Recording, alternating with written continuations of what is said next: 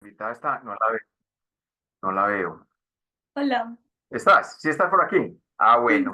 Les recomiendo, síganla. O sea, yo me hice, ella no tiene ni idea que yo soy tan fan de ella y es de la parroquia aquí de la Visitación.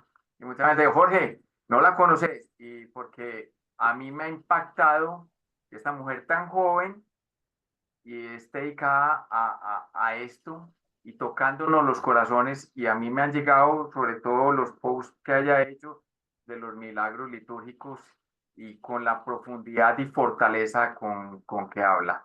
Entonces, bienvenida, somos todos tuyos y adelante. No, muchas gracias a ustedes pues por la invitación, por recibirme hoy. Eh, y bueno, el tema del que me pidieron que les compartiera hoy es acerca de la Inquisición. Y pues voy a empezar hablándoles un poco acerca de mi historia. Ya luego les explico un poco por qué. Pero es porque cuando yo tenía 12 años en el colegio, yo estudiaba en un colegio católico en Medellín.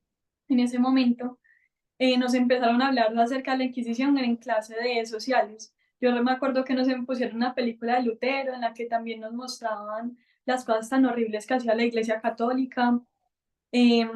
Nos hablaban de las atrocidades que se hacían, que se hicieron en la Edad Media en el nombre de Dios.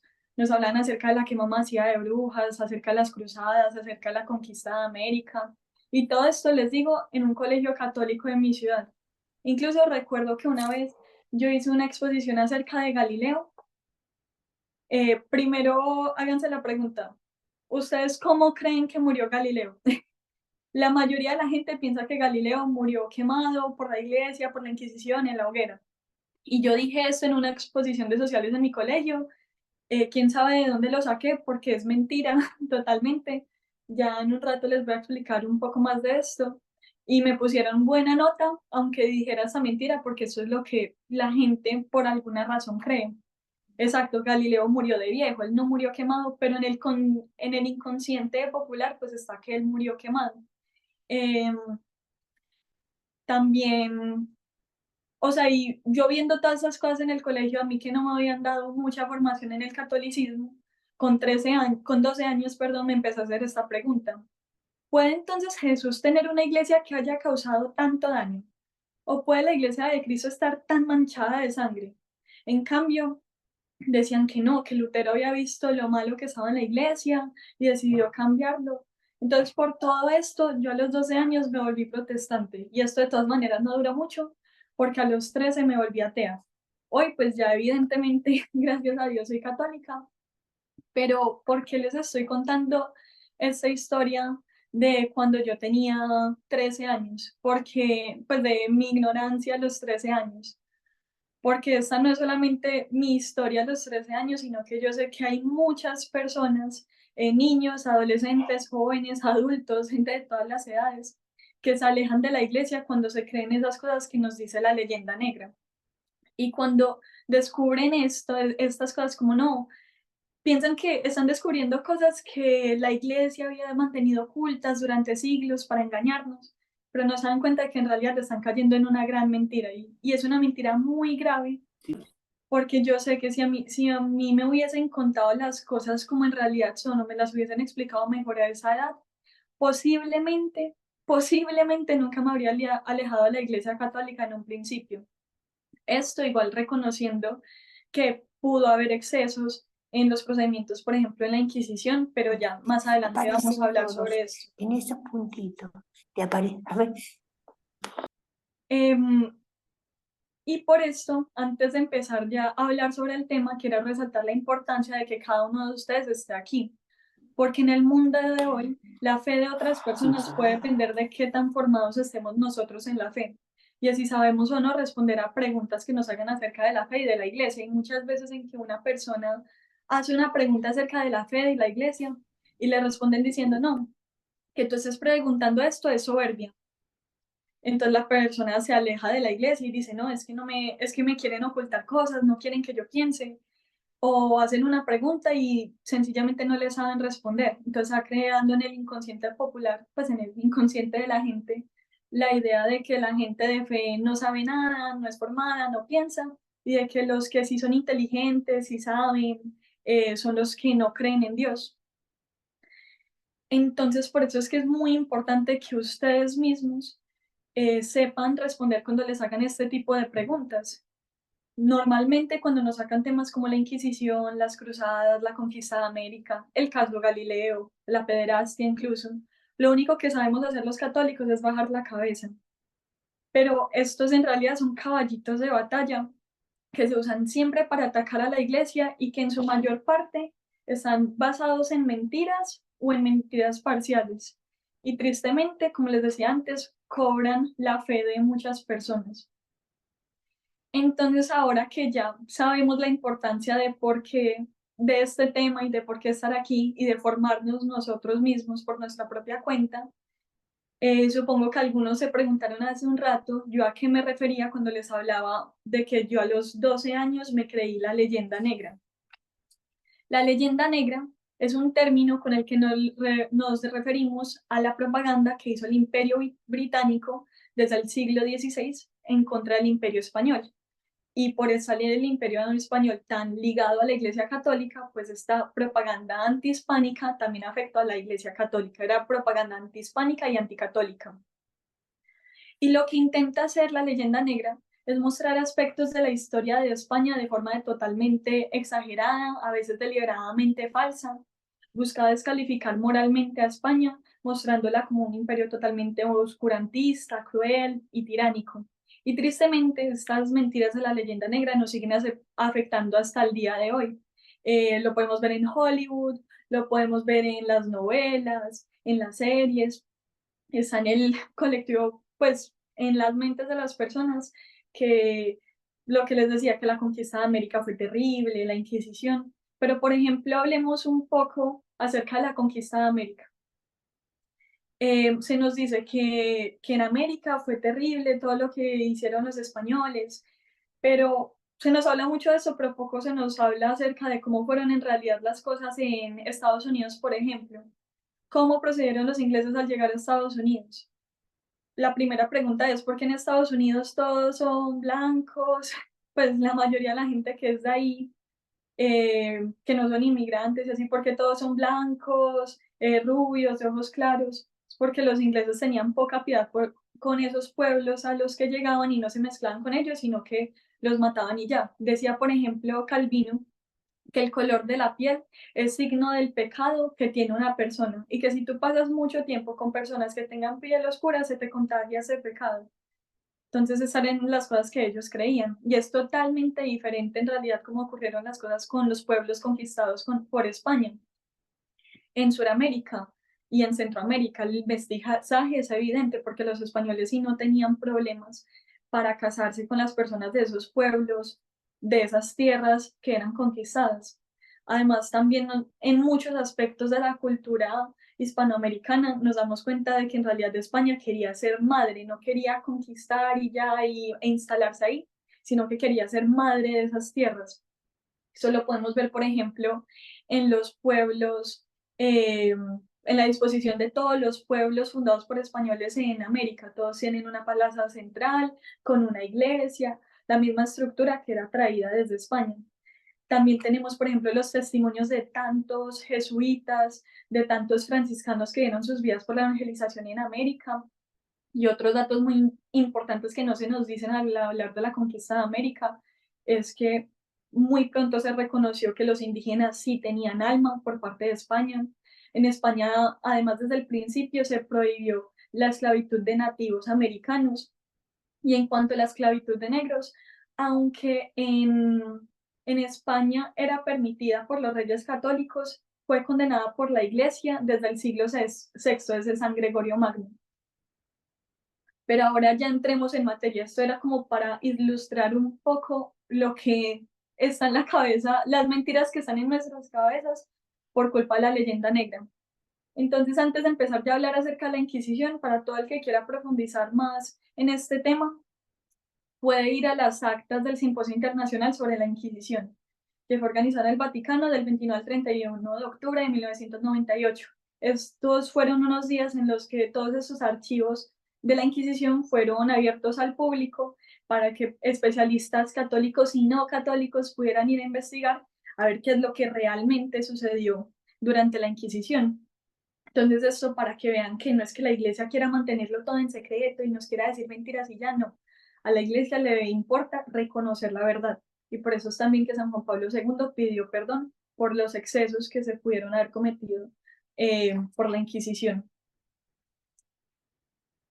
Entonces, al hablar acerca de la Inquisición, ¿qué es lo que se nos viene inmediatamente a la cabeza? Se nos viene la quema de miles de brujas, los relatos de las muertes totalmente crueles, terribles, injustificadas, la acusación por parte de testigos sin pruebas, el caso Galileo, el caso de Santa Juana de Arco, que por cierto no murió por la Inquisición católica.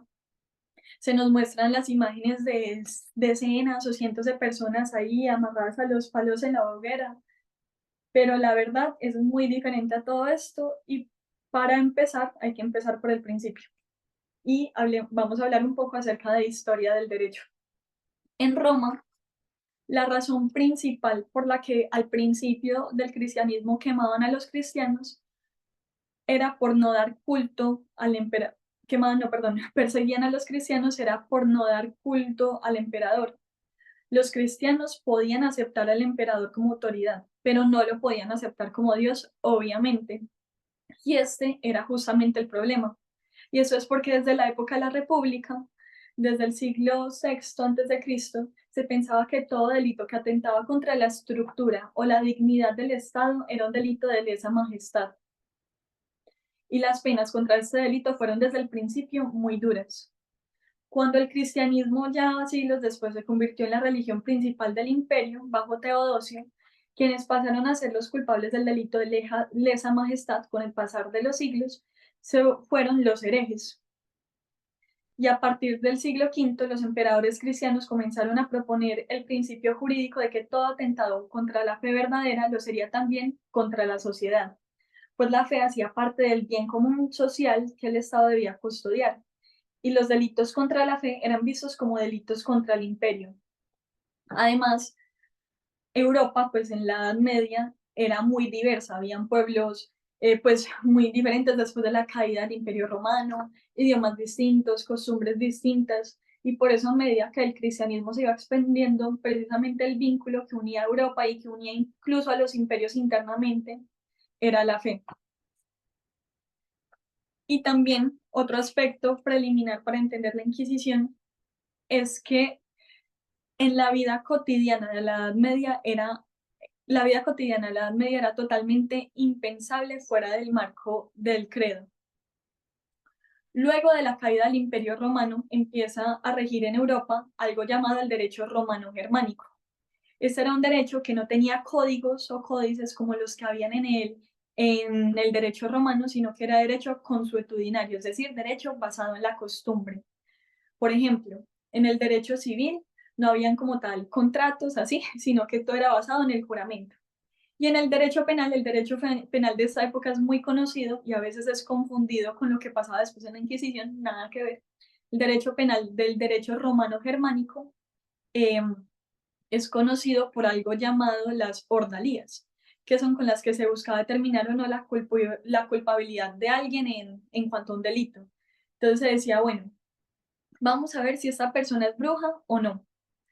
Para ver si es bruja o no, la vamos a tirar a un río amarrada de una piedra y si esta persona sobrevive, es que no era bruja.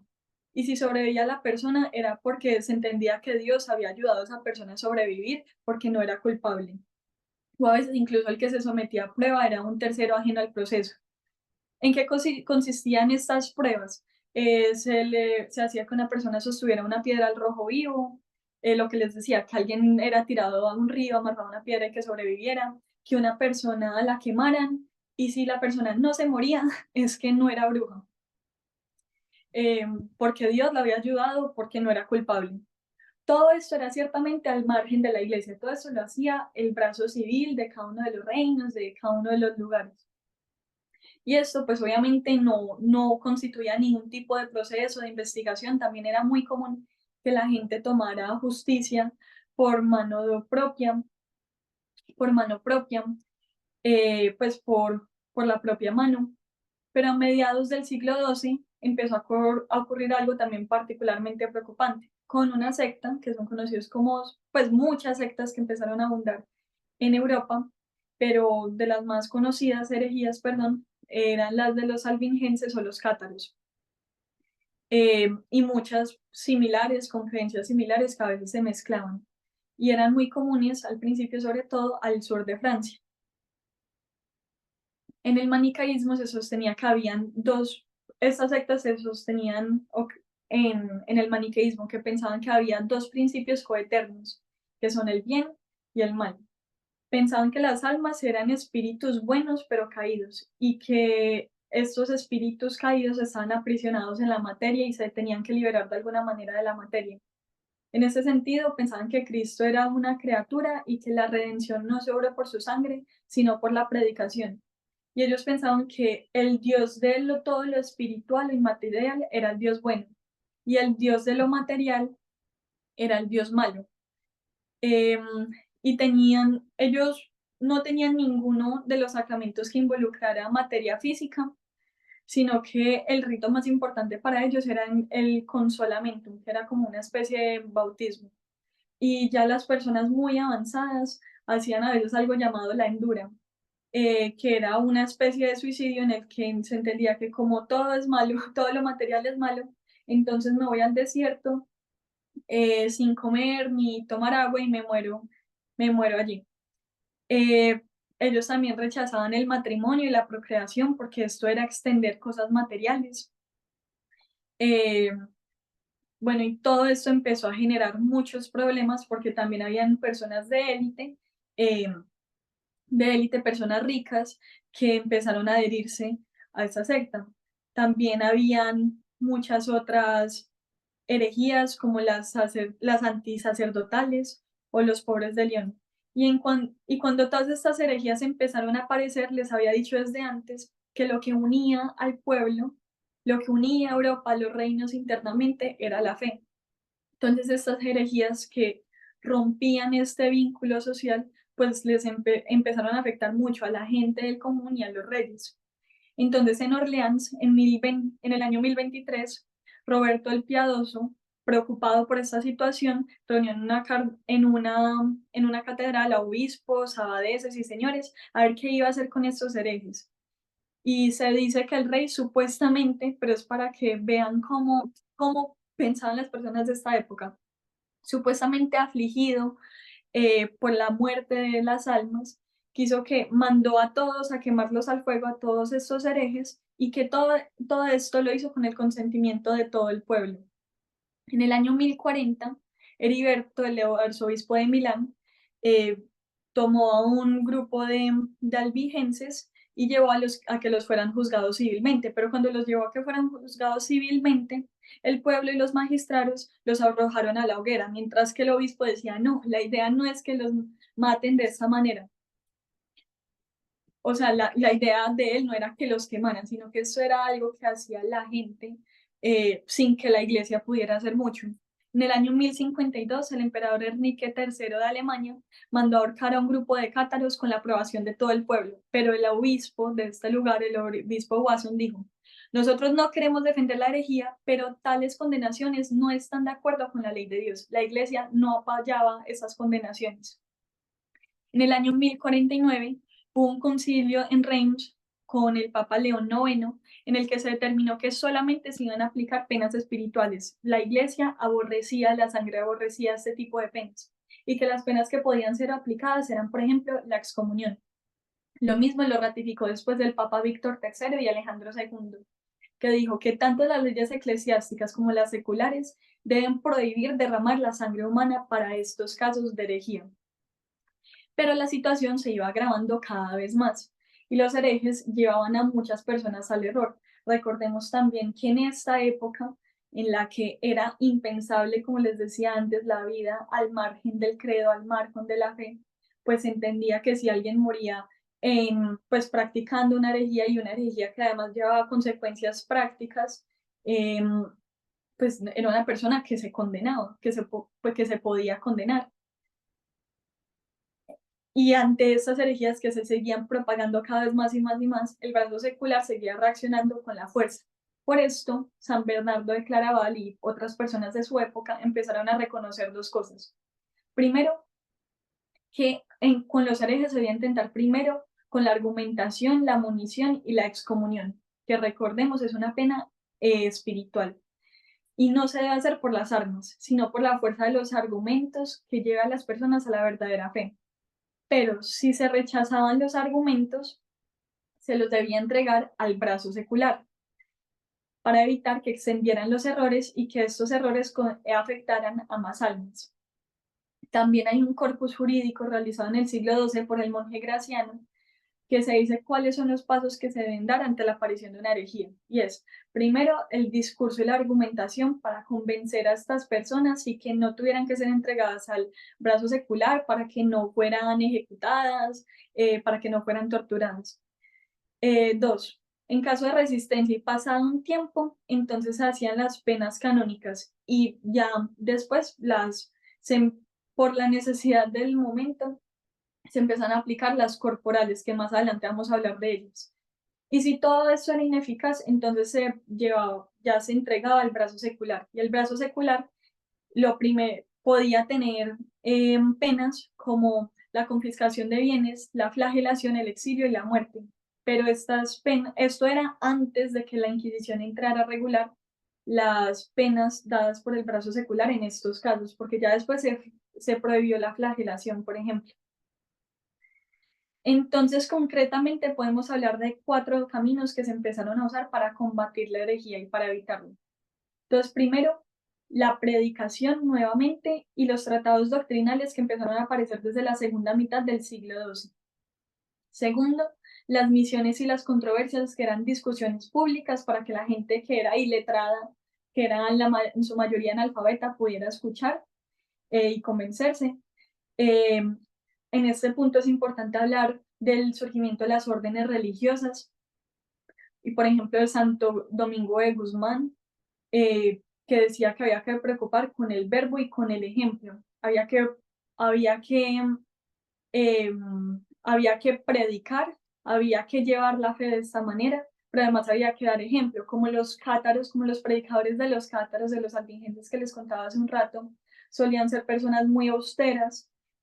Los monjes los frailes de Santo Domingo de Guzmán, el fundador de la orden de predicadores de los dominicos, pues debían ser también así de pobres, porque una de las cosas que aborrecían, por ejemplo, las herejías anticlericales, antisacerdotales, era, por ejemplo, la riqueza del clero en esa época. Entonces, no podía ser que los frailes que les estaban predicando para convertirlos, para llevarles el evangelio, vivieran de otra manera. Entonces, por eso esas órdenes desde el principio, la de los predicadores, pues fue muy austera. El tercer punto para combatir la herejía fue una cruzada que hizo Inocencio III para que que mandó a hacer Inocencio III para que el brazo secular corrigiera a los que la disciplina eclesiástica no podía corregir. Y fue en este contexto en el que Santo Domingo de Guzmán pues descubrió que era necesario hacer esta orden que se dedicara a predicar con el verbo y con el ejemplo. Algo muy importante o muy interesante es que los cátaros, como ya les había dicho, negaban la encarnación del verbo. Dios no se podía hacer hombre porque o Jesucristo no podía ser Dios y hombre al mismo tiempo, era una criatura. Entonces, por esto él empezó a repetir tanto el Ave María, porque era repetir muchas veces la encarnación, y eso le servía para convertir a muchas personas. Y ya después fue que se fundó o que se empezó con el Tribunal de la Inquisición. En el año 1199, Inocencio III dice: si con legítima sanción aquellos que cometen un crimen de lesa majestad son castigados con la pena de muerte, la confiscación de sus bienes, y por misericordia sus hijos conservan la vida, ¿cuánto más merecen entonces quienes desartan de la fe de nuestro Dios, que ofenden a su Hijo Jesucristo? Pero luego matiza esta afirmación que acaba de dar. Dice: a fin de que viéndose evitados por todos, deseen volver a la unidad, al menos que que la pena temporal corrija a quien no enmienda la disciplina espiritual. O sea, se aplicaba la pena espiritual, que era la excomunión, que era muy grave en esa época, porque es que estar excomulgado no era como lo podemos entender nosotros hoy, que solamente no poder ir a comulgar, sino que la comunión era la comunión de toda la gente, de todo el pueblo. Entonces, estar excomulgado era como estar un poco al margen de todos, de toda la estructura social. Y las personas que de todas maneras eran procesadas o se les aplicaba la excomunión, estas penas espirituales, con tal de que se arrepintieran, podían volver fácilmente al estado anterior. Y un aspecto importante también es que el Tribunal de la Inquisición solamente aplicaba a las personas, solamente era aplicado a las personas que fueran bautizadas.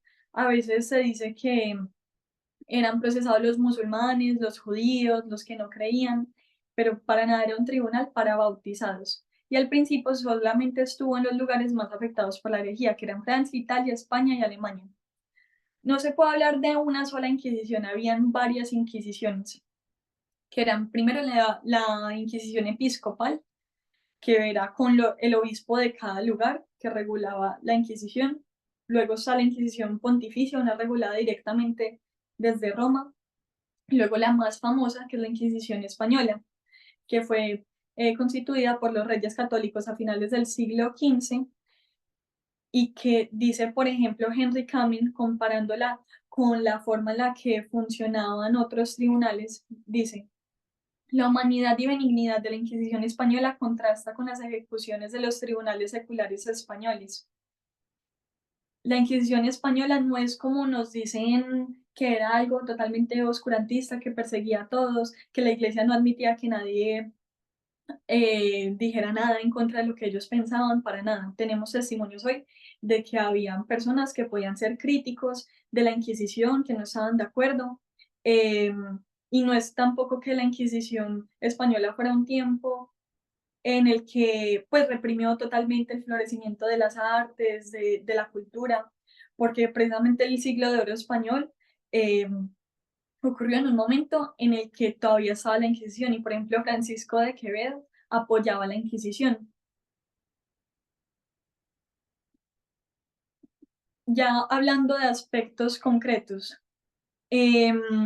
hablando, por ejemplo, de los judíos, se nos dice que la Inquisición perseguía a judíos, pero nuevamente no lo hacían, sino que podía perseguir a los marranos.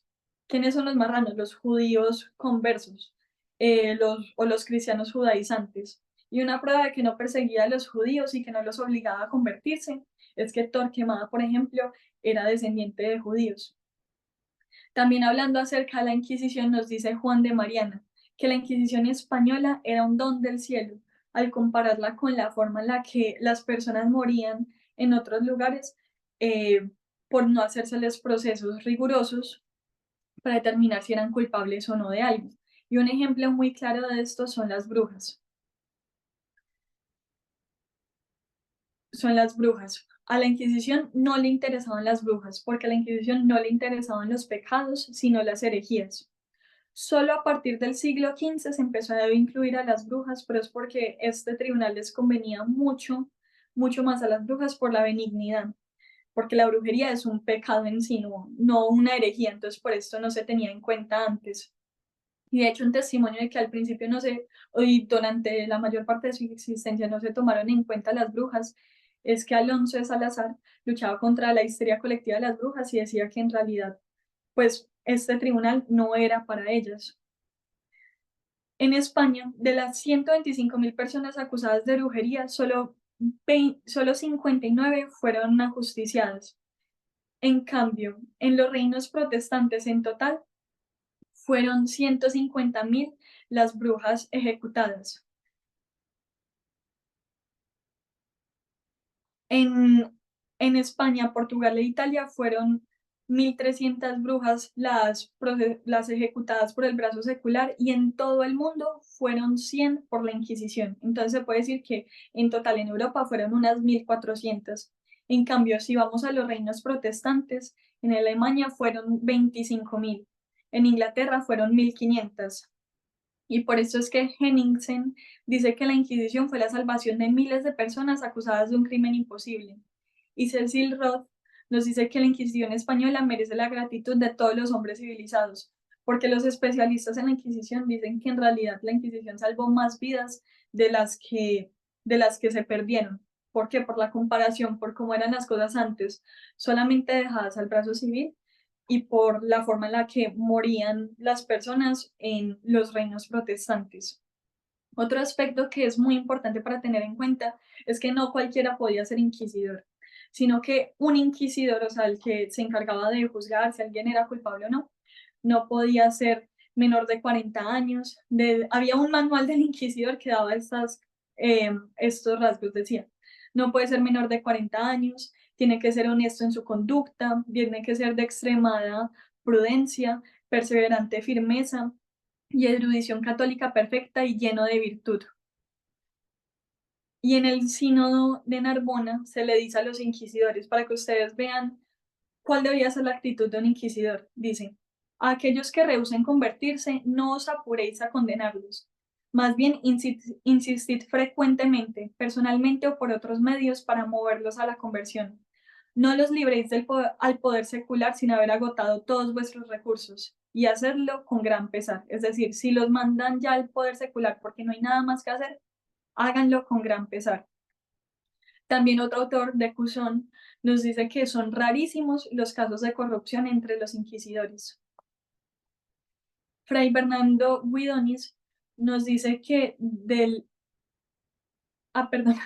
Fray Bernardo Guidonis, que fue un inquisidor del 1261 al 1329, vivió durante estos años, juzgó 930 casos, de los que 143 fueron sentenciados a llevar cruces en público. Miren esta pena tan suave, tan leve.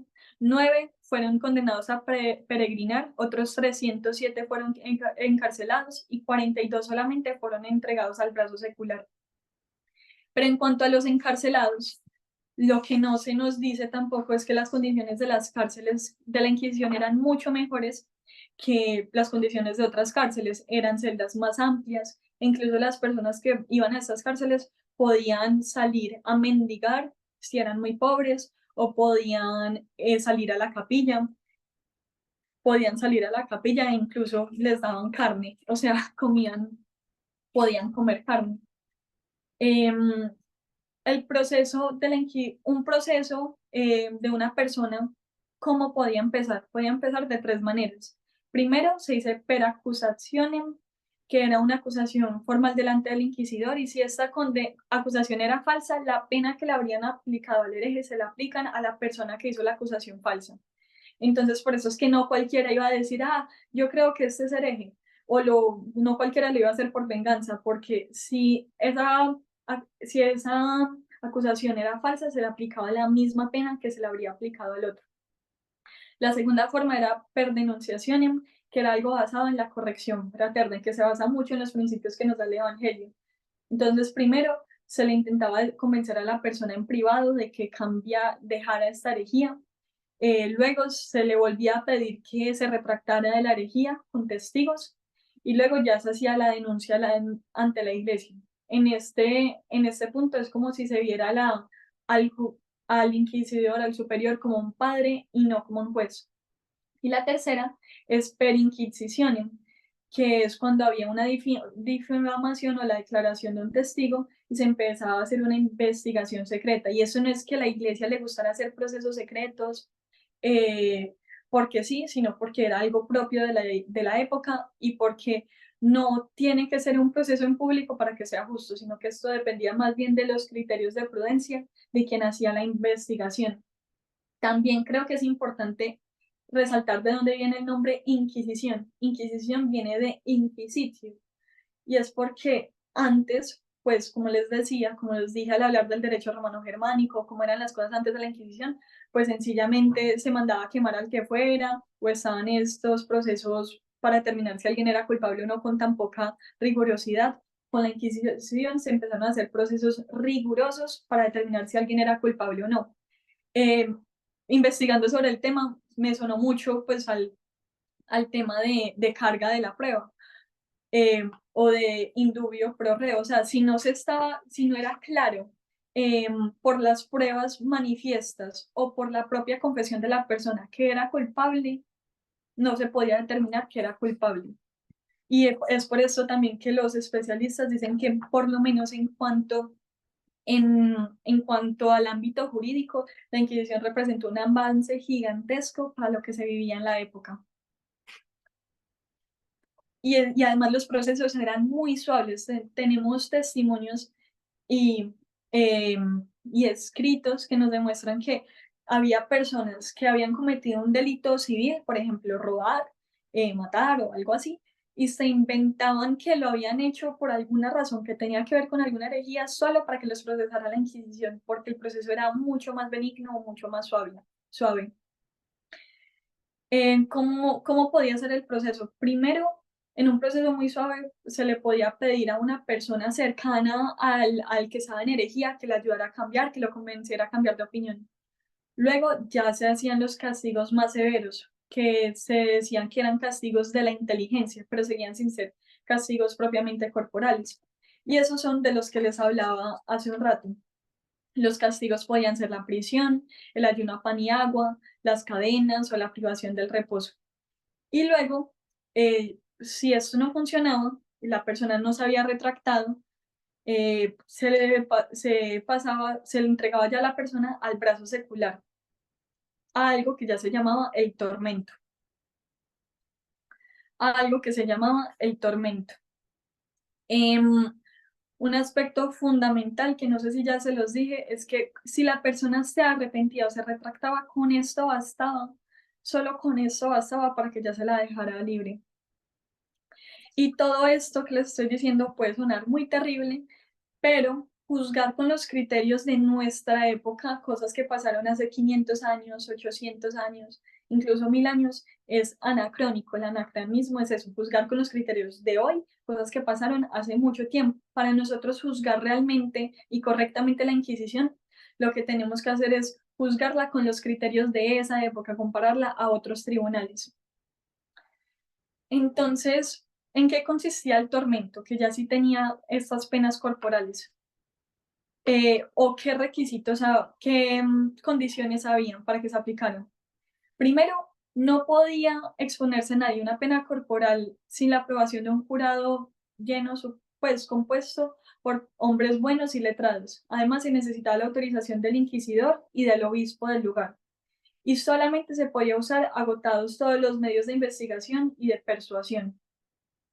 Y solamente se podía usar si habían indicios suficientes de culpabilidad de un delito grave. Y estas penas corporales no podían afectar ningún miembro, ni podía causar peligro de muerte, o sea, no podía haber ni flagelación, ni amputación de miembros, ni peligro de que la persona muriera. A estos tormentos no se podía someter ni a ancianos, ni a enfermos, ni a niños, ni a embarazadas. Y cada sesión, unas fuentes dicen que no podía durar más de media hora y otras fuentes dicen que no podía durar más de 15 minutos. Los medios eran el caballete, la cuerda y calor aplicado a los pies. Era como estirar mucho a la persona o que le aplicara calor a los pies. Al principio no podían estar sacerdotes presentes porque pues entiende que es algo muy terrible, pero luego se empezó a dejar que hubiesen sacerdotes presentes para que garantizaran que no fuesen a haber excesos por parte del brazo secular en estos tormentos. Y al principio había un sacerdote, cuando empezaron a estar al principio el sacerdote estaba ahí por si la persona se quería confesar en ese momento, pero luego se entendió que obviamente una confesión durante una tortura pues no iba a ser válida, no iba a ser sincera, entonces no era válido, ya después se prohibió, se dijo que no iban a haber confesiones durante los tormentos. Y si una persona se retractaba o se arrepentía durante un tormento, pues debía ratificarlo al día siguiente. Además, un aspecto interesante es que los archivos, las crónicas que nos cuentan, que nos describen estos tormentos son muy minuciosos, nos cuentan cada palabra que dijo la persona, cada cosa que pasó durante la sesión de tortura.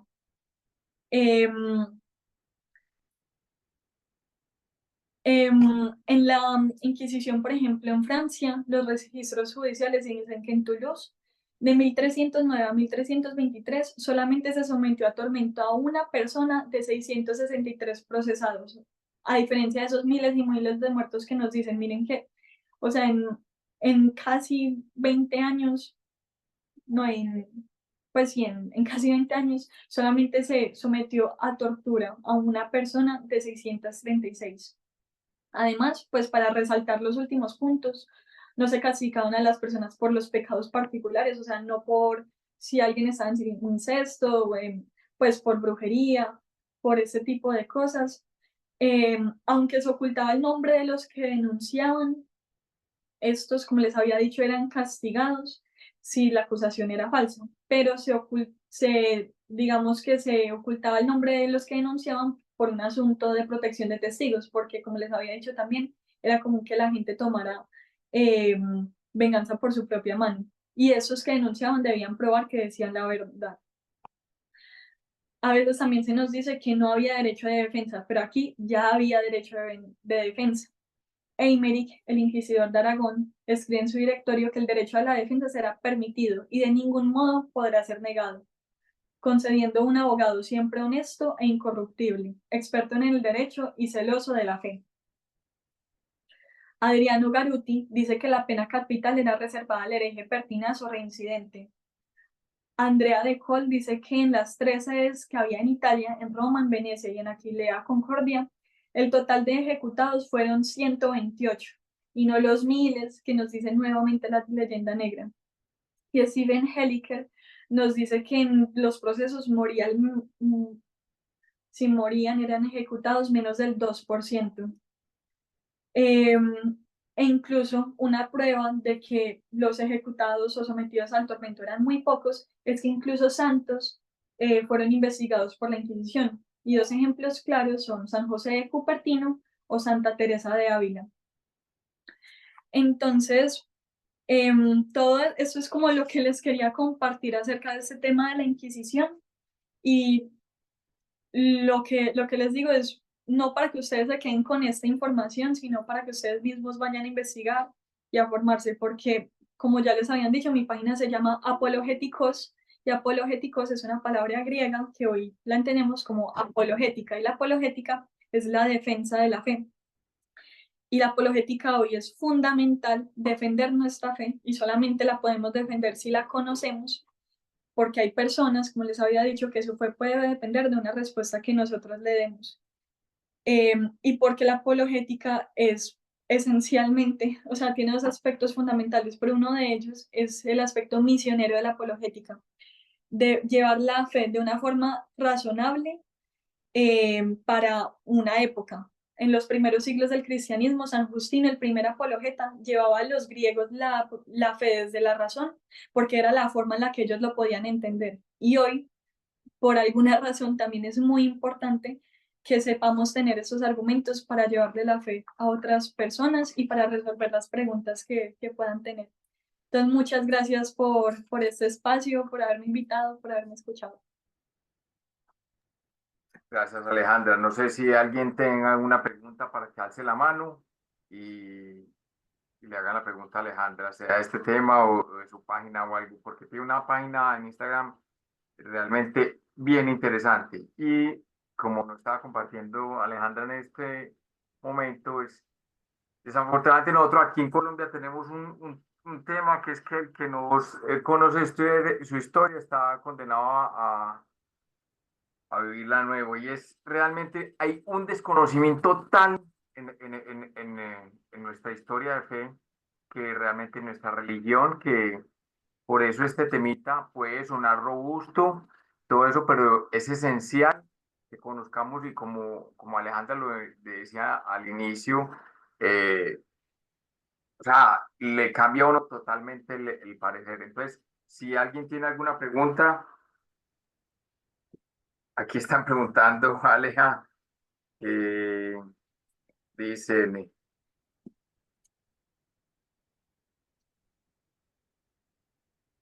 Mientras tanto, les recomiendo esos dos libros para el que quiera profundizar más en el tema. Se llama La Inquisición Española de Henry Kamen, que lo cité en algún momento, y La Inquisición, un tribunal de misericordia de Cristian Rodrigo Iturralde. Es para el que quiera profundizar más. Bueno, María dice que, por ejemplo, actualmente considero que si se trataba de quemar a las brujas, porque no sabían cómo combatir en esa lucha espiritual? Pregunta LB, no sé, ¿cómo te caíste del caballo de ser atea a católica? A ver, es una respuesta un poco larga la que les tendría que dar, pero resumiéndolo muchísimo, em, por muchas cosas que empezaron a pasar en mi vida, me empecé a preguntar, pues, si sería posible que Dios existiera o no. Y pues yo, como soy así, empecé a investigar, a leer mucho y me encontré principalmente con dos cosas, que son las fundamentales. Me encontré con la Virgen y con la Eucaristía. Yo antes, cuando era atea, yo decía, yo jamás sería católica porque la Inquisición, es que justo este fue el tema que me alejó de la iglesia, entonces yo jamás sería católica por la Inquisición, por las cosas tan horribles que hacían. Para al encontrarme con la Virgen y con la Eucaristía, yo dije, eso es como si Dios le hubiera puesto este sello a su iglesia para que supiéramos que ese es el camino que hay que seguir. Entonces fue como un salto de fe en ese momento, sin entender mucho el porqué de muchas cosas, pero desde el inicio de mi conversión, no sé cómo, me di cuenta de que había algo que se llamaba la apologética y empecé yo misma pues, a hacer cursos de apologética, a investigar y ya fui respondiendo todas estas otras dudas que tenía. Eso es resumiéndolo muchísimo. Ahí en una respuesta light, express. Eugenia pregunta, ¿en su web podemos encontrar la documentación que sustenta todo lo dicho como para ir a leer? Por favor, si pueden pasar los nombres de esos libros, sí, ya los van a escribir. En este momento en mi página no tengo algo así concreto, pero preparando esta charla pensé en tal vez publicarlo, pero por ahora eso les recomiendo estos dos libros. Estos dos libros, algo más no tan gordo que hay, es un capítulo de un libro del padre Javier Olivera Rabasi, del primero libro de una, no sé cómo se dice, una colección que se llama Que no te la cuenten. Hay un capítulo que habla de eso y hay otro texto que se llama El coraje de ser católico, que tiene un apartado cortico pero muy interesante, en el que también se nos habla de la Inquisición. Te recomiendo esos dos libros, les repito los nombres: La Inquisición Española de Henry Kamen, La Inquisición, un tribunal de misericordia, o este tiene otro nombre, pero es el mismo libro, que es Inquisición, mito o realidad, de Cristian Rodrigo Iturralde. Bueno, ya te voy a dar que Gus levantó la mano, ya te la doy. Alfred pide el libro se llama Que ni te la cuente, el primer volumen. ¿Algún video o película que recomiendes de este tema? Mm, esperen, el libro es este. Pues yo no lo quería mostrar así, pero aquí hay un capítulo. Vale. Gus, Sí, básicamente, bueno, primero que de todo, que yo no soy historiador y tampoco estoy muy ducho en la materia, pero bueno, sí, básicamente es eso, ¿no? La leyenda negra contra España, contra la Inquisición y demás, parte de los protestantes, ¿no? Y después hay que tener en cuenta mucho dos contextos, ¿no? Por un lado, el contexto de que, bueno, España se da cuenta, viene de una invasión árabe, ¿no? Se tarda bastante en expulsar a los árabes y se dan cuenta que claro, para que el país funcione, pues tiene que haber una monarquía y una única religión, ¿no? Entonces, lo que se hace es que se da a elegir a las otras religiones, en ese caso musulmanes y judíos, básicamente, es que si quieren seguir en España, tienen que convertirse y si no, tienen que salir fuera de España. Y también lo que hace España es una barrera contra ese tipo religiones como el protestantismo y todo ese tipo de sectas que después hubo, que afectaron tanto a Europa, pero que en España no llegaron, ¿no? Y después también, por otra parte, que eso sí que es un dato, hay que tenerlo en cuenta bastante, ¿no? Es lo siguiente. Vamos a ver, que cuando hablamos, sí, cuando hablamos aquí de la conversión de, por ejemplo, de América, ¿no? Que es un tema casi milagroso, ¿no? Yo entiendo que no es fácil imponer o fomentar una religión y que esa religión, en este caso la católica, si se ha fomentado, si se ha expandido, ha sido evidentemente también por la gracia de la Virgen, de los santos y demás que han ayudado. O sea, que los españoles no van con la espada a imponer la religión, ¿no? Y por ejemplo, ahí tenemos el tema de Guadalupe, ¿no? Y por otra parte también hay que tener en cuenta las religiones que había antes de la llegada de los españoles, ¿no? Que evidentemente en la mayoría de los casos se puede decir que claramente que eran religiones diabólicas, o sea, que hayan sacrificios humanos multitudinarios donde se mataban, se arrancaba el corazón a miles de personas, creo que no es ejemplo de religión, ¿no? Y que cualquier persona puede admitirla, y más nosotros que estamos en un camino de liberación y demás, ¿no? Solamente era apuntar esos datos y no sé si Alejandra quiere comentar alguna cosita más al respecto. Muchas gracias. Sí, en cuanto a eso, había olvidado decirles un dato en cuanto a la Inquisición en América, y es que la Inquisición en América no aplicaba para gente nacida en América, pues o para nativos americanos que no se quisieran convertir. En América era un tribunal que igual juzgaba a europeos, porque como les dije, era un tribunal para bautizados. Ujú. Bueno, Pero muchas sí, gracias. cierto también todo lo que nos compartes, muchas gracias. Muchas gracias. Escribe Miriam, el padre Javier Olivera lo explica también muy bien. Tu testimonio ya lo vi en YouTube y es muy bueno. Mis respetos. También dicen aquí que eres muy preparada, está muy preparada. Sí, es muy joven y muy preparada y lo van a ver en el contenido de ella cuando habla sobre todo yo, les puedo decir, en los milagros eucarísticos, lo soporta con mucha información. O sea, no habla por hablar, sino que lo soporta. Es tremendo. Por favor, Sonia, por favor nos comparten los nombres de tus websites. No sé si tengas, además de apologéticos, tenés alguna otra cuenta. No, es apologéticos en todas las plataformas, pero igual, se escribe igual en todas. Apologéticos con K, listo, Sí, en Facebook, YouTube, Instagram. perfecto. ¿Cómo preguntan cómo van tus estudios universitarios o si ya terminaste y cómo te has sentido por cuenta de tu trabajo y por tu influencia dar nuevas conversaciones al catolicismo?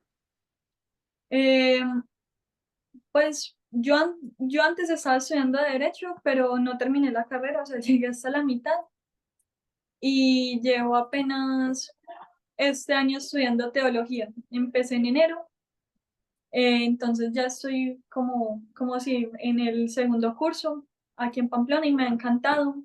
De verdad que realmente me apasiona. Yo creo que todos deberían estudiar teología porque es muy interesante, porque no es como en derecho que uno estudia y es como para la materia. Pues yo que en realidad no es que me apasionara tanto. Eh, pero con teología es como que cada clase, cada cosa que aprendes la puedes aplicar para tu propia vida, y que además yo, pues ya algo muy particular, lo intento aprender todo para pensar en cómo después se lo puedo explicar a otra persona que les pueda servir eso para, para acercarse a la fe. Entonces, sí, pues no he terminado, pero bueno, ahí vamos.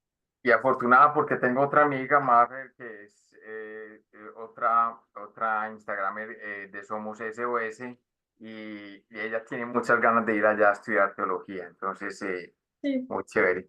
¿Alguna otra pregunta antes de que pasemos a la oración de las Santas Llagas? Bueno, Aleja, muchas gracias por compartir toda esta información. Ahorita te paso la grabación porque ya seguimos, te invitamos a que estés conectado a la oración de nosotros del movimiento Las Santas Llagas, que es espectacular y va a estar, eh, hoy va a ser por Pau y les va a fascinar. Alejandra, mil y mil gracias. Dice, no, de verdad, ustedes muchas gracias por todo, por el tiempo, por haberme invitado. Sé que fue muy denso, mucha información, pero bueno, y es eso, para que ustedes mismos vayan también a investigar. Entonces, muchas gracias nuevamente. Gracias. Pau, ¿estás lista?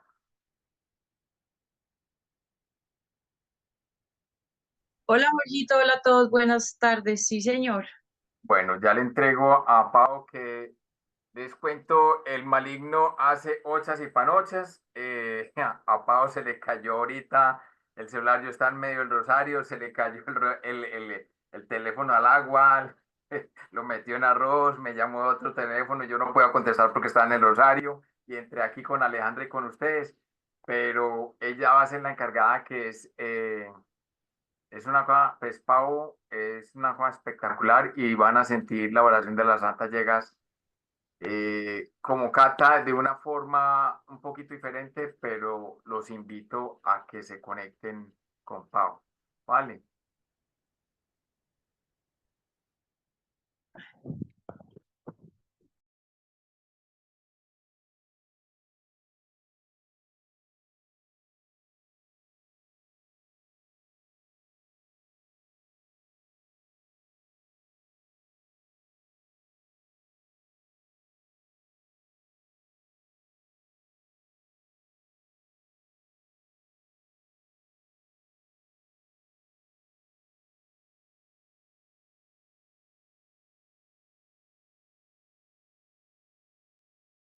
Dale, Pau.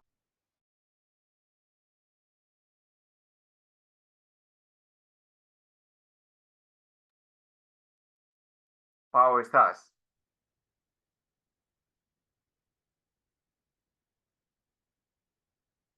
Esperemos a ver que parece que de pronto se les conectó. Esperemos un momentico.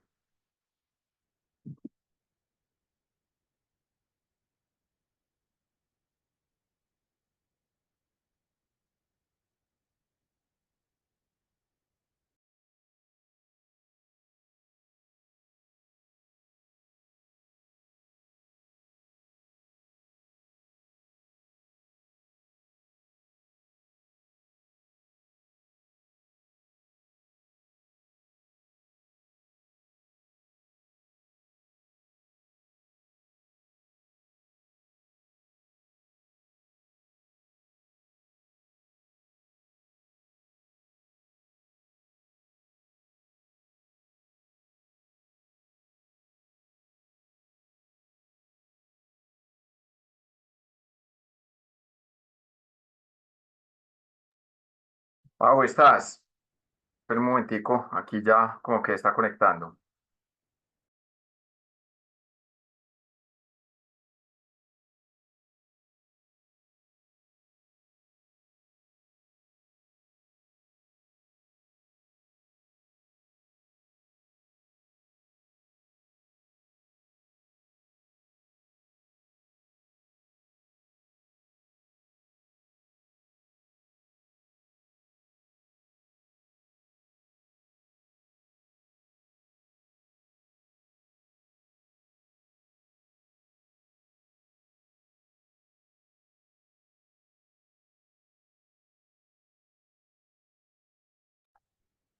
Se les conectó, pero ya se está conectando.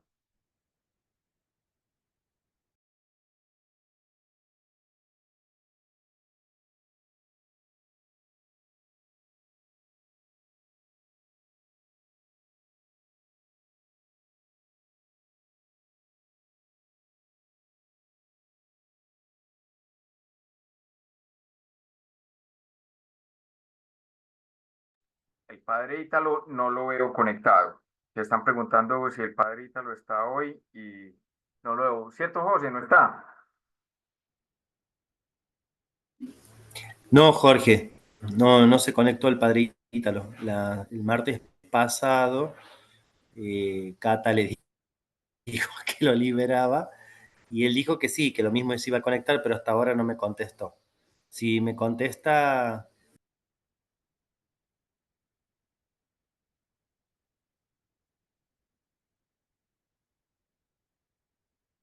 Bueno, aquí ya me confirmó Pau.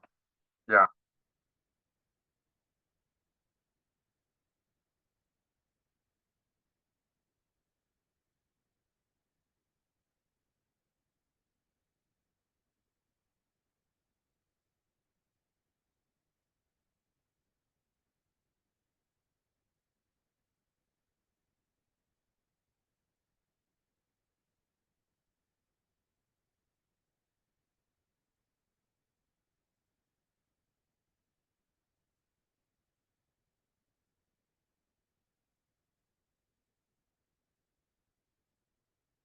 es que tuvo que entrar aquí, me está diciendo que estuvo a entrar por otro celular, entonces aquí ya le estoy mandando el link porque le tuvo que entrar por otra parte.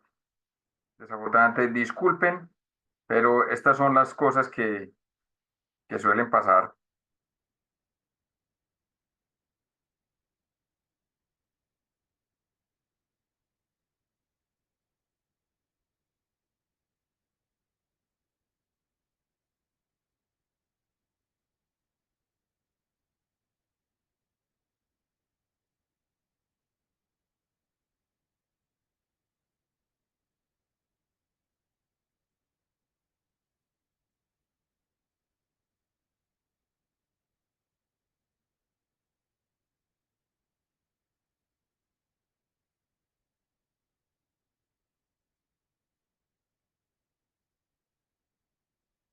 Bueno, les cuento aquí, por favor tengan en sus oraciones ahorita que ya nos vamos para que vayan entrando en, en contacto con la oración, para que tengan muy en oración a Cata, que realmente está necesitando de nuestras oraciones. Entonces, para que por favor la tengan ahí. Y a mí no me está dando para compartirle este contacto a Pau.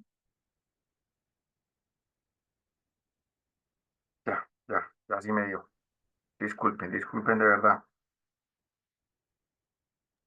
Échale agua exorcizada al móvil, Jorge, Ya, eso funciona. total, es que no, esto pasan aquí de todos, pero ya lo tiene. Sí, pero tranquilo, o sea, sabemos que pasan estas cosas, pero eso de verdad que ayuda.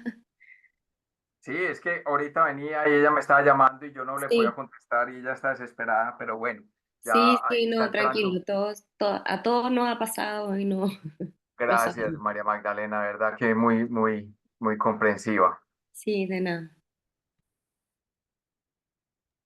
Todos esperamos, no pasa nada.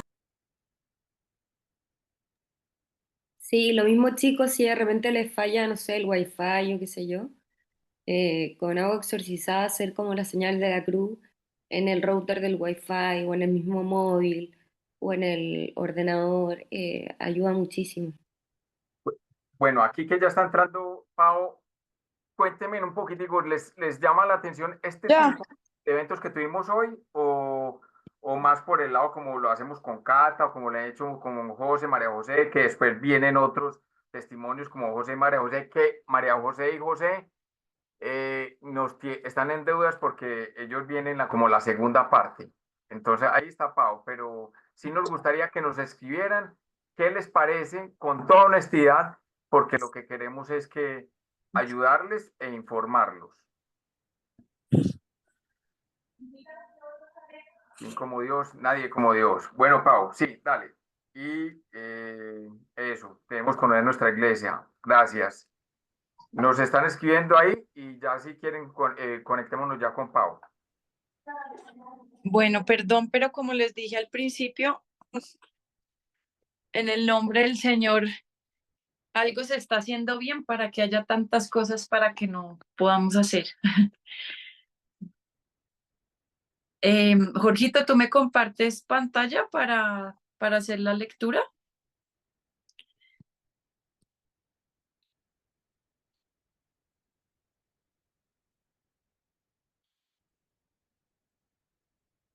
Eh,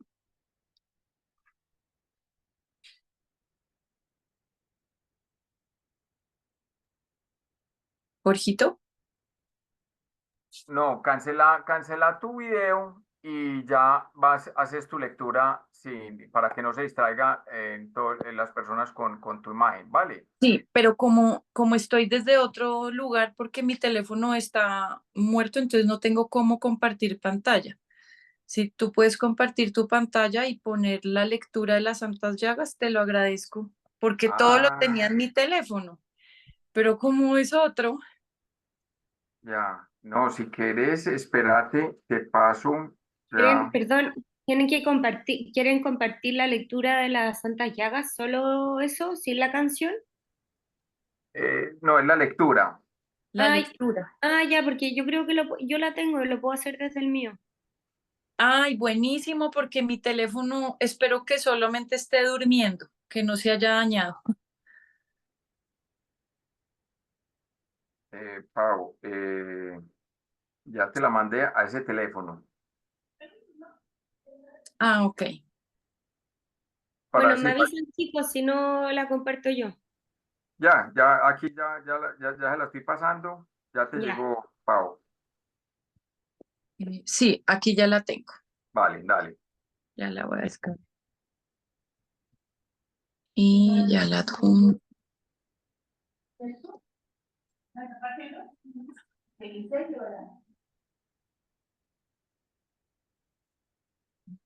Perdónenme a todos, pero bueno, estas cosas pasan en el último minuto.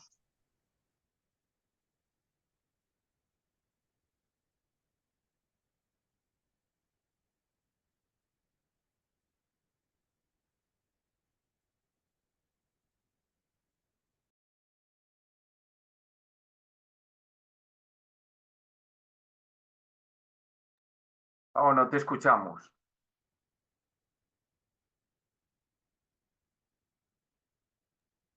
Si quieres, Jorgito, déjame Ahí, anfitrión para que pueda compartir aquí y lo pueda ir leyendo. ya.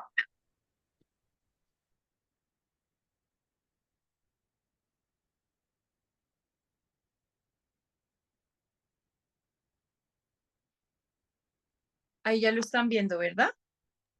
Sí, dale. Bueno, en el nombre del Padre, del Hijo, del Espíritu Santo. Amén.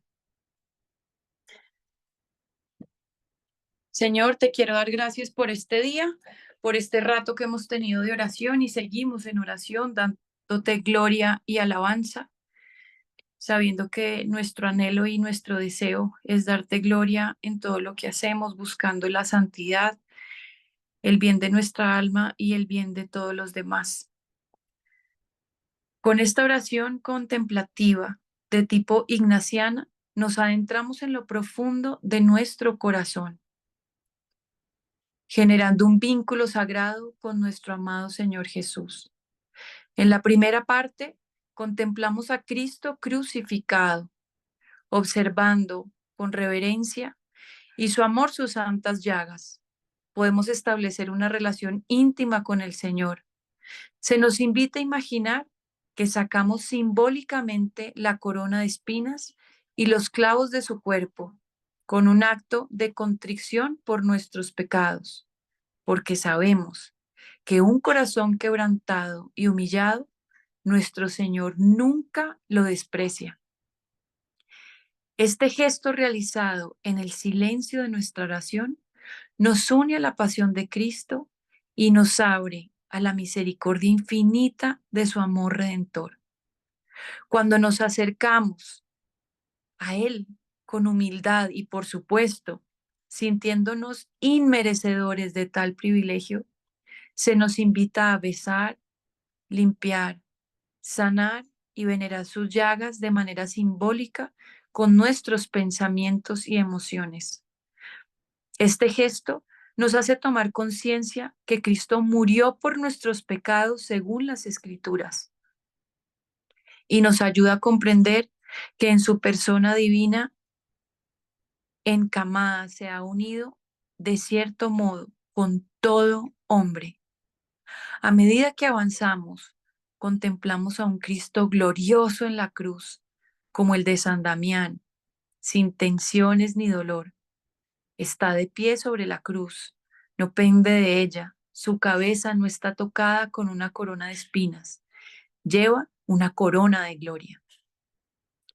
En esta parte intermedia, tomamos conciencia de que si hemos amado y sanado las llagas de Cristo, Él, en su infinita misericordia, amará aún más las heridas de nuestro corazón.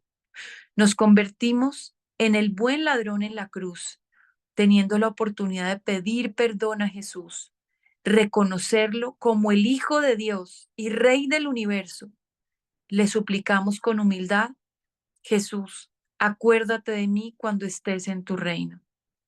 Jesús, en su divina misericordia, nos responde y nos incita a renacer de nuevo, como lo expresó a Nicodemo. Después de nuestro arrepentimiento, nos convertimos en el discípulo amado a los pies de la cruz de Cristo, donde recibimos a nuestra Madre María. Esto enmarca la transición a la tercera parte de nuestra oración.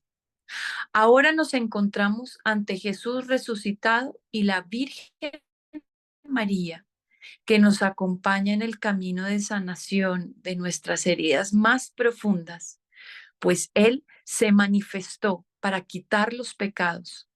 Nuestra naturaleza enferma exigía ser sanada, desgarrada, ser restablecida, muerta y ser resucitada. Habíamos perdido la posesión del bien y era necesario que se nos devolviera. Juntos atravesaremos nuestro Getsemaní particular y revisaremos cada área de nuestra vida, mirándola con los ojos del Espíritu Santo, facilitando así la sanación de las heridas del pasado, las preocupaciones del presente y la ansiedad del futuro. Queremos hacer constar que hemos atribuido de manera arbitraria un valor a cada clavo y llaga para facilitar la oración, pero podrían simbolizar cualquier otra cosa. Oración. En el nombre del Padre, del Hijo y del Espíritu Santo. Amén. Ponte en oración.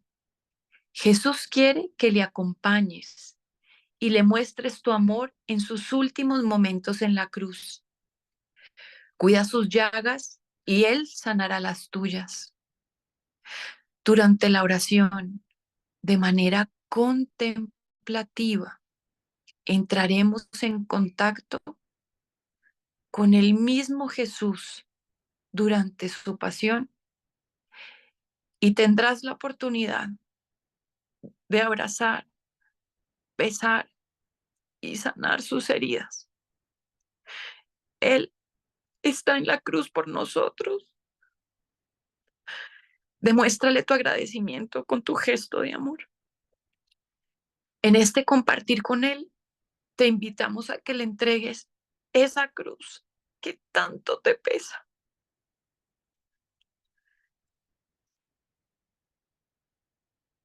Tómate unos momentos para contarle a Jesús eso que te aflige.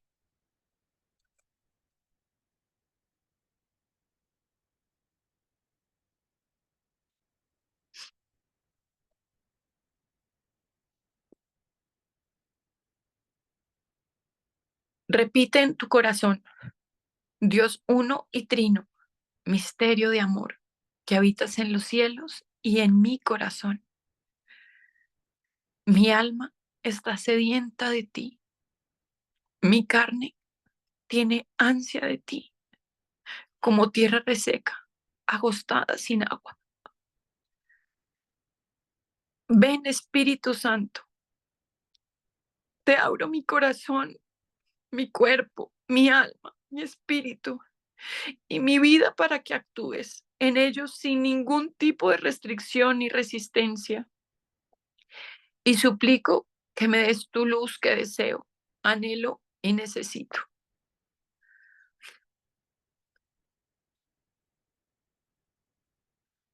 Ahora imagina a Jesús en la cruz delante de ti.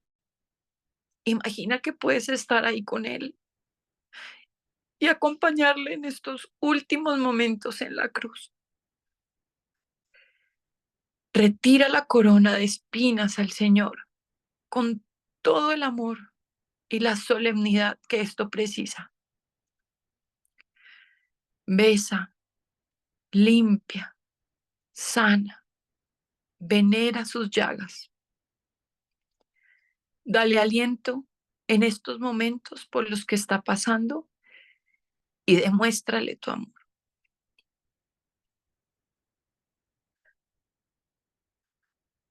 Retira el clavo de la mano izquierda. Besa, limpia, sana, venera sus llagas. Retira el clavo del pie izquierdo. Besa, limpia, sana, venera sus llagas. Retira el clavo del pie derecho. Besa, limpia, sana, venera sus llagas. Ahora retira el clavo de la mano derecha. Besa, limpia, sana, venera sus llagas. Y fin, tomando conciencia que Jesucristo ha muerto por todos nosotros. Besa, limpia, sana, venera la llaga del costado y agradece todo lo que ha hecho por ti. Repite en tu corazón: si yo amo así tus llagas, cuanto más amarás tú las mías.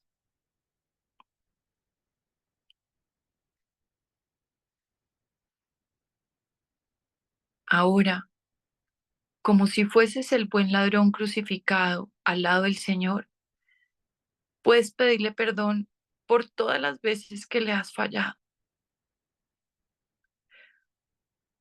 por todas las veces que no le has puesto primero en tu vida.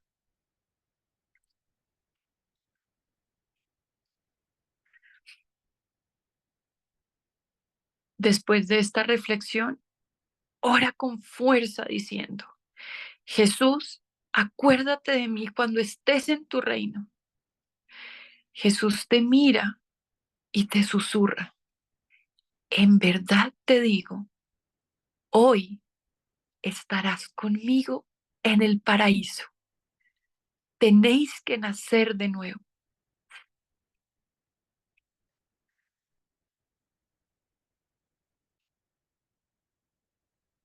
Después de tu arrepentimiento, pasas a ser el discípulo amado.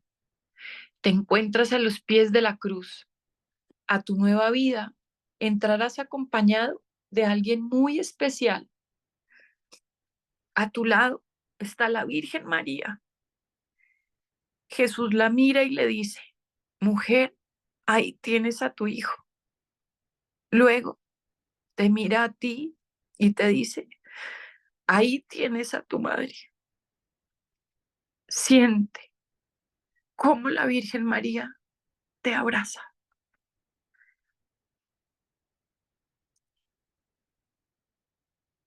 En esta segunda parte de la oración, permita que sea el Espíritu Santo el que te sane a ti y que Jesús te acompañe en esta nueva vida. Imagina a Jesús resucitado frente a ti. Ahora eres tú el que llevas la corona de espinas y los clavos. Él se acerca, te mira a los ojos. Con humildad, suplícale diciendo: Señor, si quieres, puedes quitarme la corona de espinas. Jesús, con todo su amor, la retira.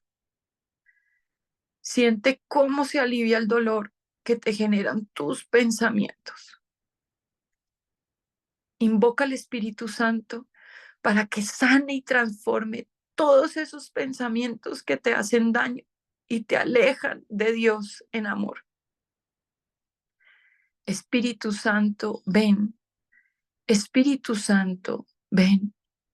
Espíritu Santo, ven.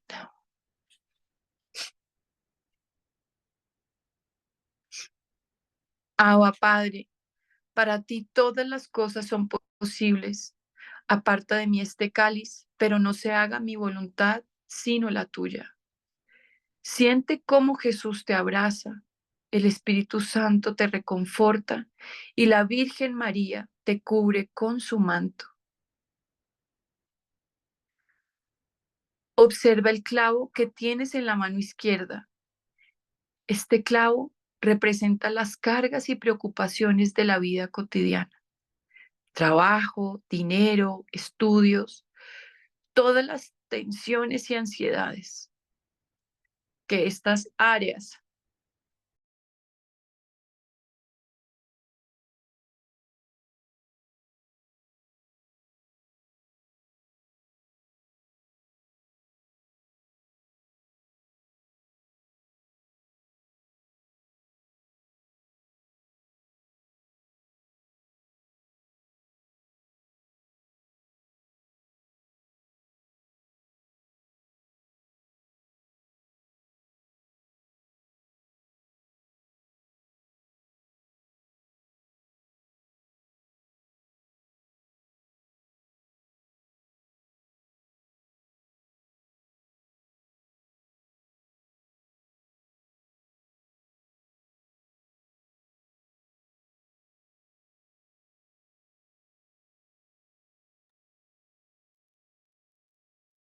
y desafortunadamente se nos cortó y eh, por eso yo quería que al menos escucharan y desafortunadamente no alcanzó a terminar. Voy yo, Jorge, voy yo. Venga, seguimos, chicos. Ahí, aquí está otra vez ella, Ah, pues venga, Pau, adelante. Vamos. que le cayó. no, miren, en el nombre de Dios, yo sé que esto es un regalo muy grande y no nos dejan. Jorgito, vuélveme a dejar ser anfitrión, por favor.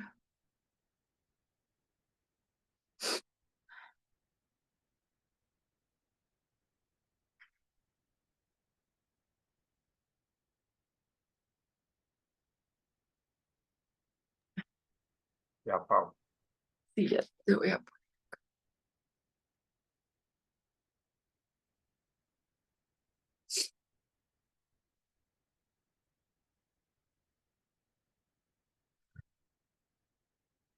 Abba, Padre, para ti todas las cosas son posibles. Aparta de mí este cáliz, pero no se haga mi voluntad, sino la tuya. Siente cómo Jesús te abraza, el Espíritu Santo te reconforta y la Virgen María te cubre con su manto.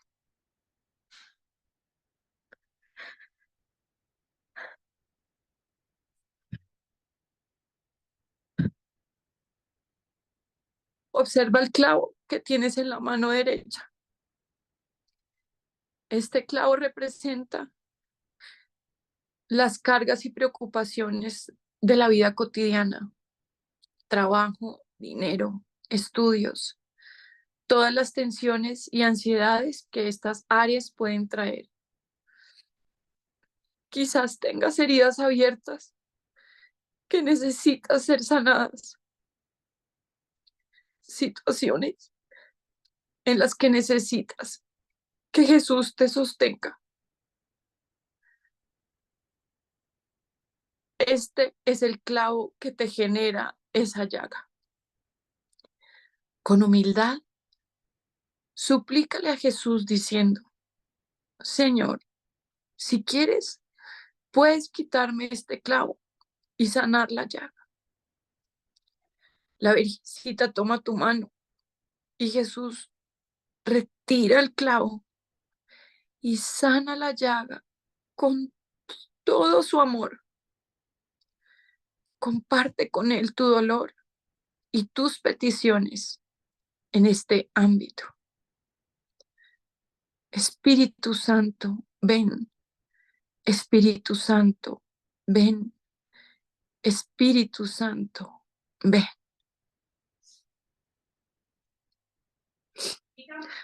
Abba, Padre, para ti todas las cosas son posibles. Aparta de mí este cáliz, pero no se haga mi voluntad, sino la tuya. Siente cómo Jesús te abraza, el Espíritu Santo te reconforta y la Virgen María te cubre con su manto.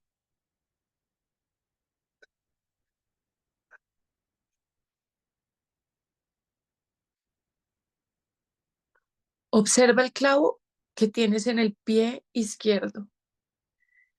Simboliza las preocupaciones que tienes al respecto de tu salud, ya sea física, emocional o espiritual. Con humildad, suplícale a Jesús diciendo: Señor, si quieres, puedes quitarme este clavo y sanar la llaga. La Virgen María toma tu pie y Jesús retira el clavo y sana la llaga con todo su amor. Comparte con él tu dolor y tus peticiones en este ámbito. Espíritu Santo, ven. Espíritu Santo, ven. Espíritu Santo, ven. Abba, Padre, para ti todas las cosas son posibles.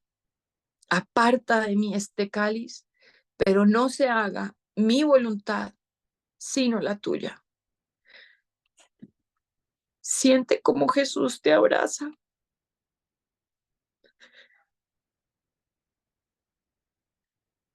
El Espíritu Santo te reconforta y la Virgen te cubre con su manto.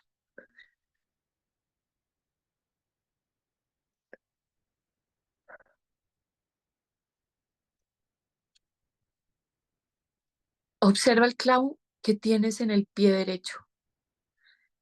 Simboliza todas las preocupaciones, heridas, rencores o faltas de perdón que hay en tu corazón con respecto a la familia y todos tus seres amados. Con humildad, suplícale a Jesús diciendo: Señor, si quieres, puedes quitarme este clavo y sanar la llaga. La Virgen María toma tu pie y Jesús retira el clavo y sana la llaga con todo su amor. Comparte con él tu dolor y tus peticiones en este ámbito. Espíritu Santo, ven. Espíritu Santo, ven. Espíritu Santo, ven.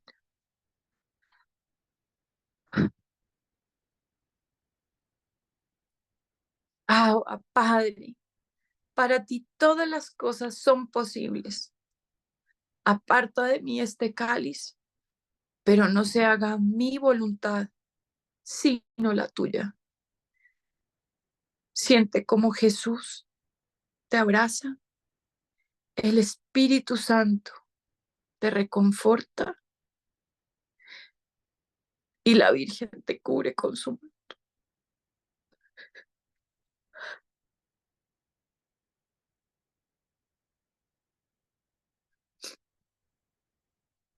Observa el clavo que tienes en la mano derecha. Este clavo simboliza los obstáculos y las preocupaciones que te encuentras a la hora de realizar acciones caritativas, servir a los demás o los impedimentos para desarrollar un apostolado o una misión para el Señor. Con humildad, suplícale a Jesús diciendo: Señor, si quieres, puedes quitarme este clavo y sanar la llaga. La Virgen María toma tu mano y Jesús retira el clavo y sana la llaga con todo su amor. Comparte con él tu dolor y tus peticiones en este ámbito. Espíritu Santo, ven. Espíritu Santo, ven. Espíritu Santo, ven.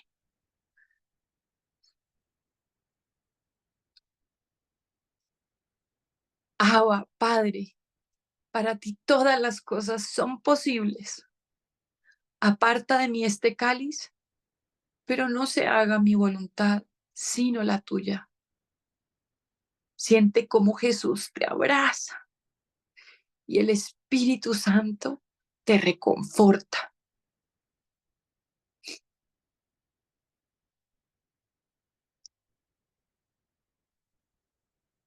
Observa la llaga que tienes en el costado. Simboliza tu relación con el Señor. Pídele al Espíritu Santo que sane esta relación, que te dé más fuerza y convicción de tu fe y que te llene de la gracia y del amor de Dios. Siente cómo Jesús te abraza y pone su mano en tu costado para sanar esa llaga y te susurra al oído: te he esperado. Espíritu Santo, ven. Espíritu Santo, ven. Espíritu Santo, ven.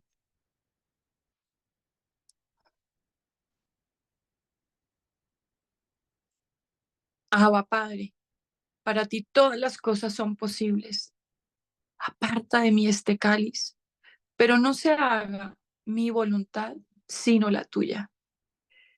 Siente cómo Jesús te abraza, el Espíritu Santo te reconforta y la Virgen te cubre con su manto.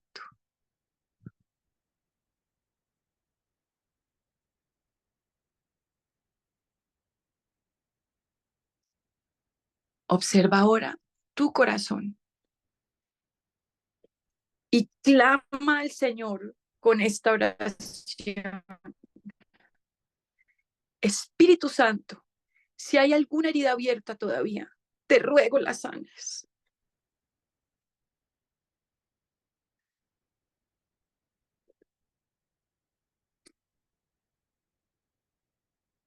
Y ahora, con tu corazón lleno de la gracia del Espíritu Santo, haz una oración de sanación por y para el mundo e ilumina con su luz a cuantos te rodean. Aquí puedes expresar una oración que salga desde lo más profundo de tu corazón y que no sea para ti, sino para la sociedad en general, para alguien que sabes que lo necesitas. Puedes pedir paz, conversión, etcétera. En silencio, vamos a orar.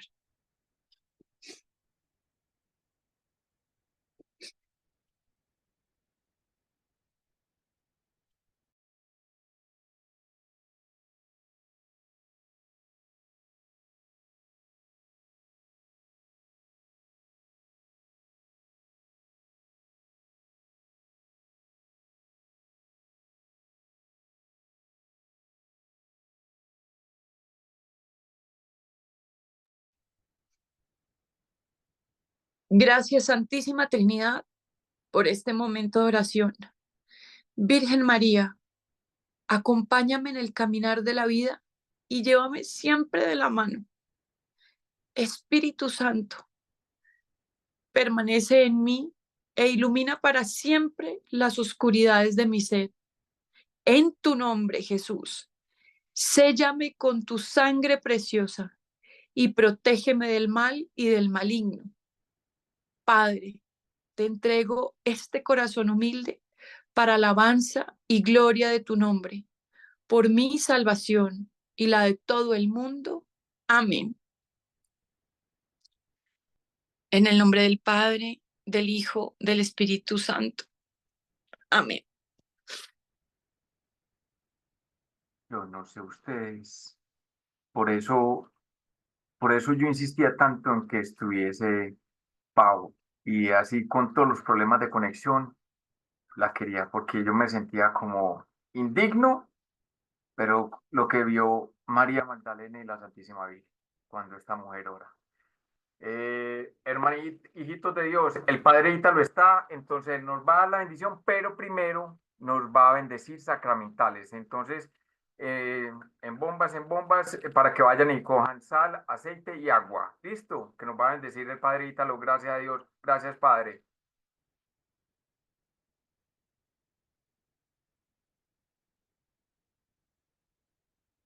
Buen día. Hola, ¿me Sí, escucha? Padre, lo escuchamos. Empezamos bendiciendo, exorcizando la sal. Nuestro auxilio es el nombre del Señor que hizo el cielo y la tierra.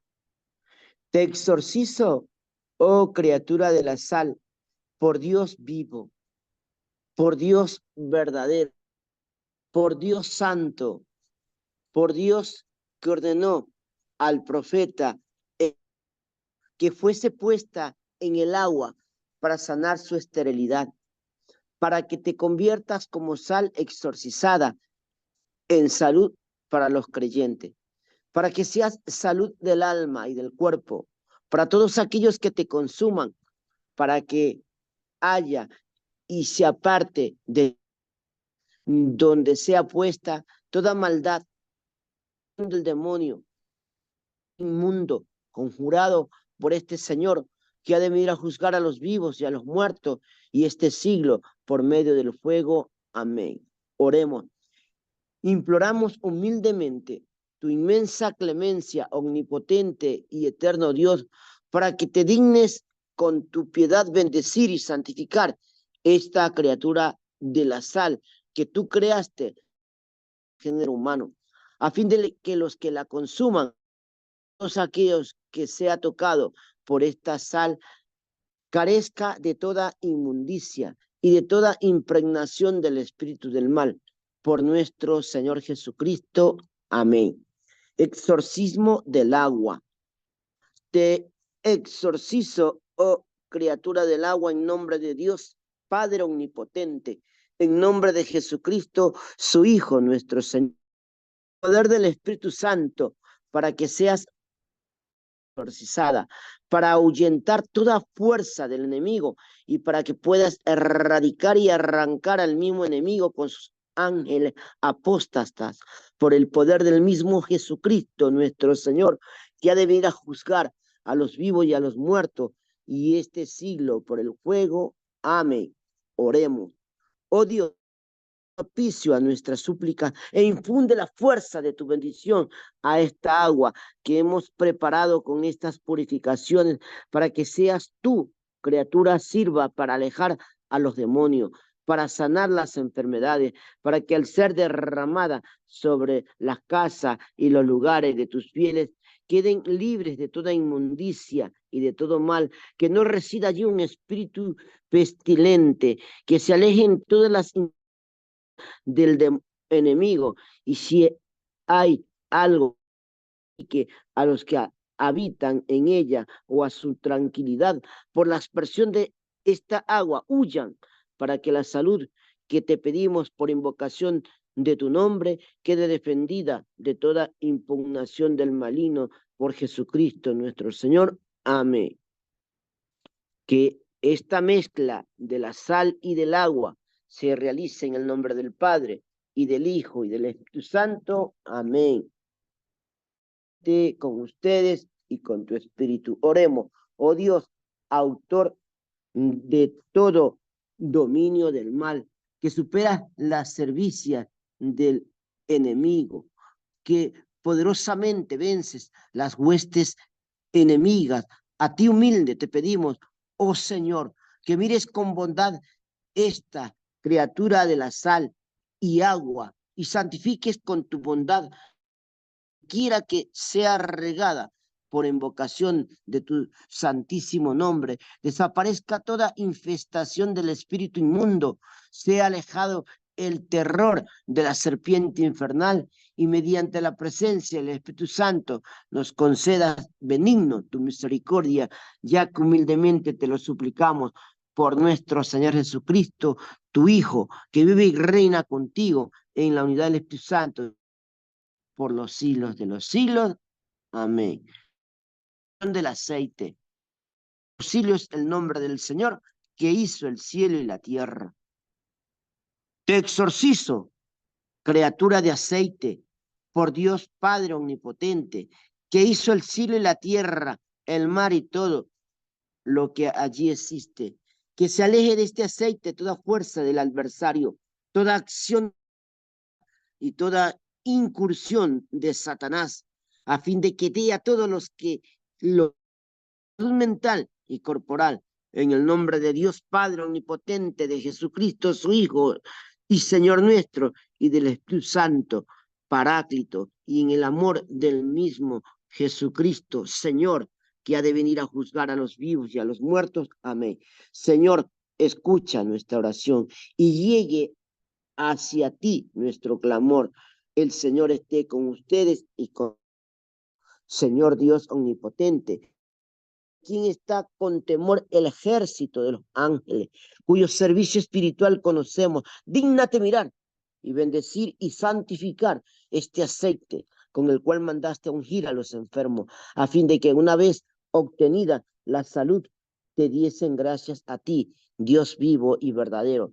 Te rogamos que cuando este aceite que bendecimos en tu nombre quede en enfermedad, de todo dolor y de todas las insignias del enemigo, y asimismo se libren de toda adversidad y nunca sean mordidos por la mordedura de la antigua serpiente, ya que los has redimido con la sangre de tu Hijo, por nuestro Señor Jesucristo, que vive y reina contigo en la unidad del Espíritu Santo por los siglos de los siglos. Amén.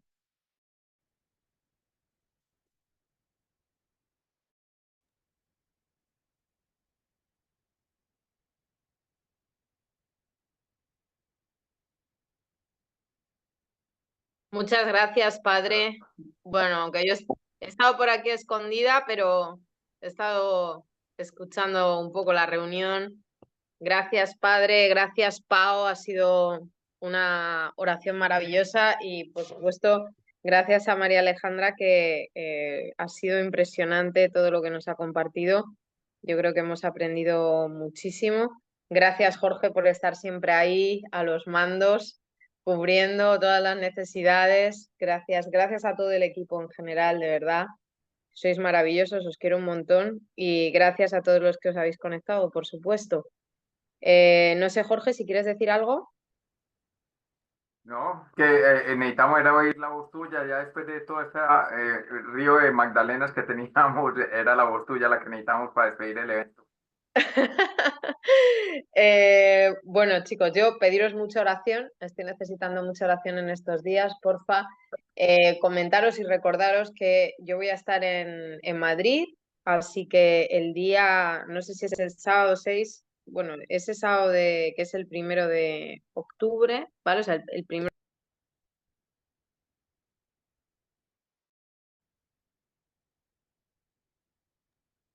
Se desconectó Cata, ¿ve? Bueno, Pues sí. les pasaremos la información porque Cata va a estar allá en Madrid en un retiro, entonces los que puedan estar allá, hay poquitas plazas, nos contactan y les daremos toda la información. Muchas bendiciones, muchas gracias a todos, gracias por asistir y una feliz semana, que estén llenos de bendiciones. Gracias, gracias, gracias. Gracias, chicos. De verdad, muchas, muchas gracias. Muchas gracias, que Dios los bendiga. Amén, gracias a ustedes.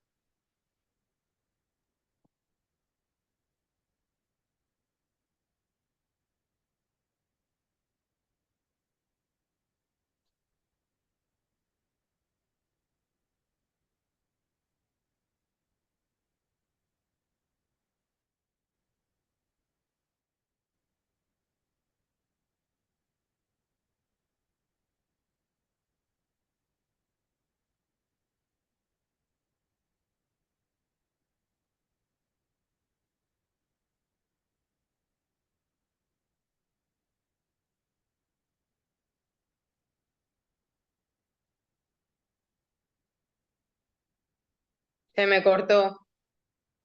Sí, no nos dimos cuenta, Cata. Yo me quedé viendo sola. O sea, esto es un desastre. Bueno, padre, si nos quiere dar la bendición y ya terminamos, porque Muy Amén. bien, muy bien. Sí, padre. Que el Señor los bendiga y los guarde, les muestre su rostro y tenga misericordia, les conceda la salud y la paz. El Señor bendiga a estos sus siervos, en el nombre del Padre y del Espíritu Santo. Amén. amén. Y el Señor le bendiga a usted también, padre. Siempre. Gracias. Por usted. Gracias de A su corazón. disposición, gracias. Sí, gracias, padre, por esa disposición. Mil gracias. Bendiciones y nos vemos el martes que viene, chicos. Chao, chao.